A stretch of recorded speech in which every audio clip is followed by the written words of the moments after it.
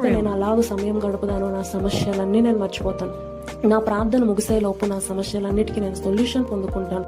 Praise to Jesus. Welcome to Christian women lifestyle. మన లైఫ్లో మనమంతా హ్యాపీగా ఉండాలనే కోరుకుంటాం, మనం అందరితో చక్కగా కానీ కొన్ని సందర్భాల్లో వ్యాధులు, బాధలు, అప్పులు, సమస్యలు, ఇంట్లో అసమాధానం, మనం పోరాడో, గొడవపడో, ఇతరులతో చెప్పుకోనో, అధికారుల దగ్గరికి వెళ్ళో ఈ సమస్యల్ని మనం పరిష్కారం చేసుకోలేం. అవి తాత్కాలికమైన పరిష్కారాన్ని ఇస్తాయి కానీ శాశ్వతమైన పరిష్కారాన్ని ఇవ్వవు.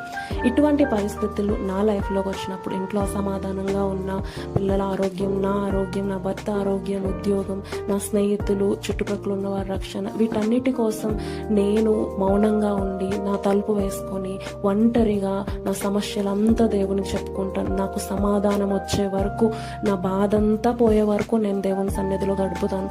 పాటలు పాడడం, గొప్ప సాక్ష్యాలు వినడం, వాక్యం చదువుకోవడం, గొప్ప గొప్ప వాళ్ళు రాసిన పవిత్రమైన పుస్తకాలు చదవటం, వాటిలో వారి జీవితం ఎక్స్పీరియన్సెస్ అన్ని చదవడం, వీటన్నిటి వల్ల నేను ఎంతో ఆదరించబడి దేవునికి ఇంకా నేను దగ్గర అవుతూ ఉంటాను. ఎప్పుడైతే నేను అలాగ సమయం గడుపుదానో నా సమస్యలన్నీ నేను మర్చిపోతాను.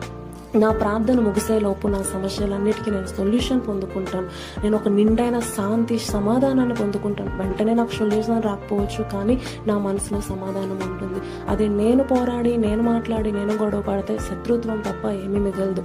అది దేవుని దగ్గరికి వెళ్ళినప్పుడు దేవుడు శత్రువుల్ని సహా మిత్రులుగా మార్చేస్తాడు. ఎటువంటి పరిస్థితినైనా సమాధానకరంగా మార్చేస్తాడు. కాబట్టి సమస్య వచ్చినప్పుడు మనుషుల దగ్గరికి కాదు, దేవుని దగ్గరికి వెళ్దాం.